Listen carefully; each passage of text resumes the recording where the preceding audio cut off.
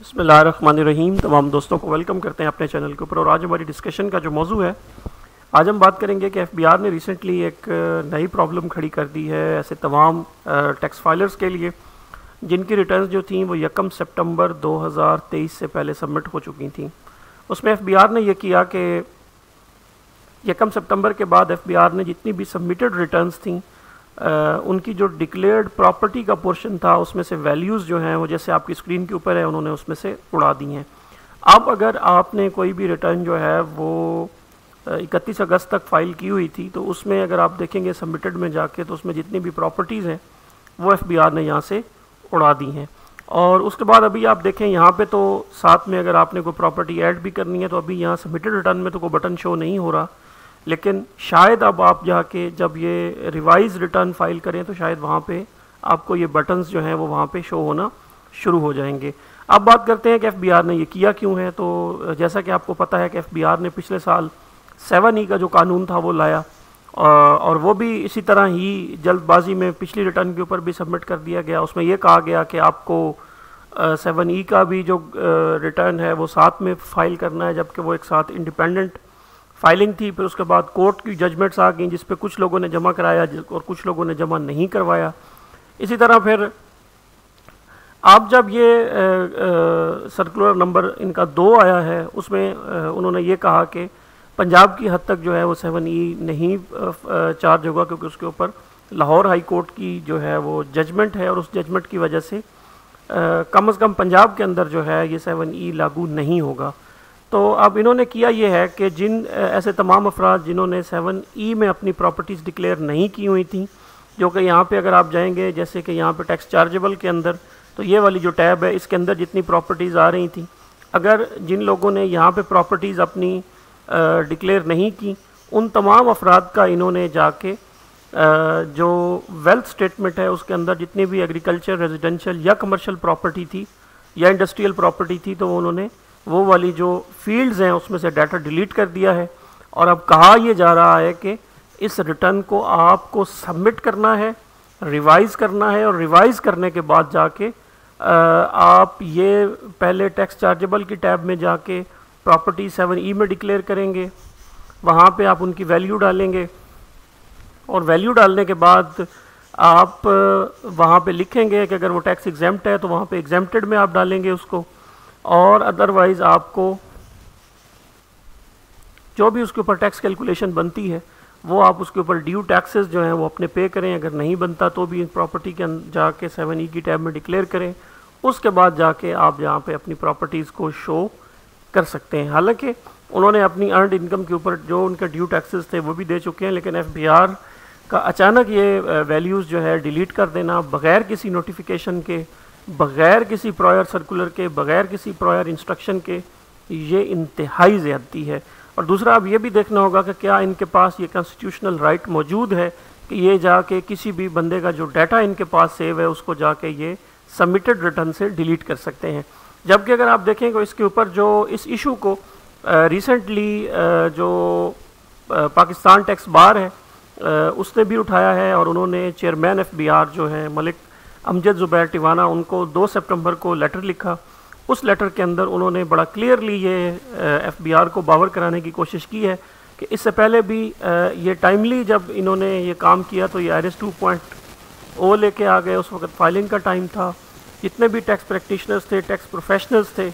सबको बहुत परेशानी हुई इस वजह से। लेकिन उसके बावजूद अभी भी गलतियाँ IRS के अंदर आ रही हैं और वो गलतियाँ इससे पहले जो है वो कराची टैक्स बार भी एफबीआर को बता चुकी है। डिफरेंट और बार्स ने भी लेटर लिखे हैं इसके अंदर जो प्रॉब्लम्स आ रहे हैं, लेकिन एफबीआर ताहाल उन प्रॉब्लम्स को एड्रेस नहीं कर रहा। इसके अलावा IRS जो है वो स्लो चल रहा है, कभी IRS का लिंक डाउन होता है, कभी उसमें कैलकुलेशन का मसला होता है, कभी उसमें बटन्स जो होते हैं वो ऑपरेशनल नहीं होते। तो वो सारा भी उन्होंने यहाँ पर एड्रेस किया, लेकिन जो की पॉइंट उन्होंने यहाँ पर एड्रेस किया वो ये जो अभी मैंने आपको रिटर्न्स दिखाई उस हवाले से इन्होंने बताया। और इसके अलावा इन्होंने ये भी एफबीआर को कहा कि जब आपने रिटर्न का ड्राफ्ट लेके आए थे जो इस वक्त आपकी स्क्रीन के ऊपर है, तो उस वक्त SRO 746 और SRO 778 के तहत उस ड्राफ्ट के अंदर भी आपने इस तरह की कोई कंपल्शन जो है वो नहीं दी कि आप 7E फाइल करेंगे, अदरवाइज़ आपका जो डेटा है वो उड़ जाएगा। और इसके अलावा उन्होंने जो ये बात की है वो ये है कि लाहौर हाई कोर्ट की जो जजमेंट आ चुकी है, उस जजमेंट के बाद अब पंजाब वालों ने तो वैसे भी 7E रिपोर्ट नहीं करना, तो टेक्निकली तो वो ऐसे तमाम अफराद या तमाम केसेस या तमाम टैक्स पेयर्स पंजाब के अंदर आते हैं, कम से कम उन्हें पंजाब की हद तक जो है वो तंग नहीं करना चाहिए था। लेकिन FBI ने टोटल जो डाटा है सबमिटेड रिटर्न्स का वो उड़ा दिया है। अब ये है कि हर बंदे को जाके पहले रिवाइज करनी पड़ेगी रिटर्न, 7E पहले फ़ाइल करना पड़ेगा, फ़ाइल करने के बाद उसका अगर कोई ड्यू टैक्स बनता है वो पे करना पड़ेगा, फिर आके अपना वेल्थ स्टेटमेंट वाला फॉर्म जो है वो फिल करना पड़ेगा और फिर जाके वो रिवाइज रिटर्न जो है वो सबमिट होगी। इसके ऊपर इन्होंने अभी ये इशू उठा दिया है। अब ये जो इशू है ये ना सिर्फ ऐसे तमाम टैक्स पेयर्स उनके लिए मसला है और कंसल्टेंट्स या लीगल जो प्रोफेशनल्स हैं उनके लिए भी है। जैसा कि तमाम फर्म्स ने अब तकरीबन 40-60% अपनी जो टोटल काम का वॉल्यूम था वो ऑलरेडी रिटर्न सबमिट कर चुके हैं, फाइल्स क्लोज हो चुकी हैं, क्लाइंट्स को इनवाइस भी जा चुकी है, क्लाइंट्स से रिकवरी भी हो चुकी है और उसके बाद अब वो फिर दोबारा बैठेंगे और दोबारा बैठने के बाद वो तमाम फाइलें, वो तमाम रिकॉर्ड दोबारा खुलेगा, फिर उसमें से वो फेयर मार्केट वैल्यू ढूंढी जाएगी, इसको प्रॉपर से फिल किया जाएगा, उसका सारे फॉर्म्स जो हैं वो फिल करने के बाद फिर जाके ये रिटर्न्स जो है वो एक्सेप्ट होगी। अब ये ना सिर्फ टैक्स पेयर्स के लिए परेशानी है, कंसल्टेंट्स के लिए वर्कलोड को बढ़ा दिया गया है और इसके अलावा मसला ये है कि पंजाब पे तो ये टैक्स लगना भी नहीं था और ये FBI ने अपने सर्कुलर नंबर 2 के अंदर बता दिया था कि पंजाब की जुरिस्डिक्शन के अंदर या लाहौर हाई कोर्ट की जुरिस्डिक्शन के अंदर जितने भी केसेस आते हैं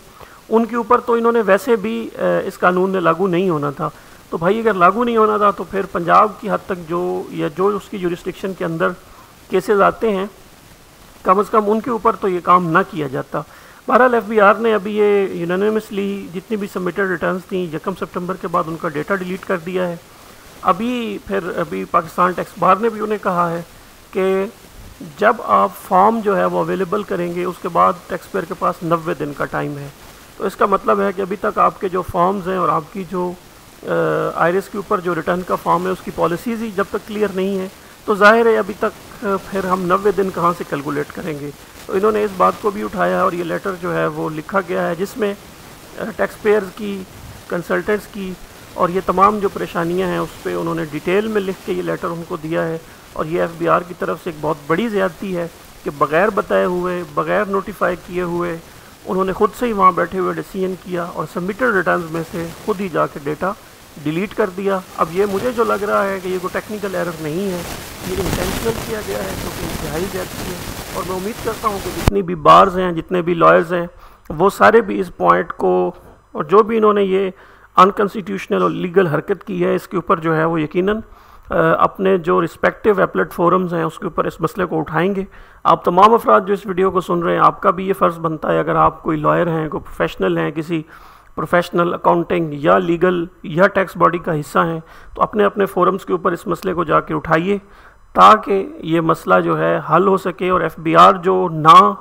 किसी कोर्ट के आर्डर को मानता है, ना किसी बार की रिक्वेस्ट को मान रहा है, वो इस वक्त आल इन हाल है, वो अपनी जो लिमिट्स हैं टैक्स एडमिनिस्ट्रेशन की उसको किसी हद तक लगाम डाले। मैं उम्मीद करता हूँ हमारा जो इशू है इसको मैंने अच्छे से एक्सप्लेन कर दिया होगा। अगर आपका कोई सवाल है हमें नीचे कमेंट्स में लिखिए। वीडियो पसंद आती है लाइक कीजिए, शेयर कीजिए। आपका और आपके वक्त का बहुत बहुत शुक्रिया।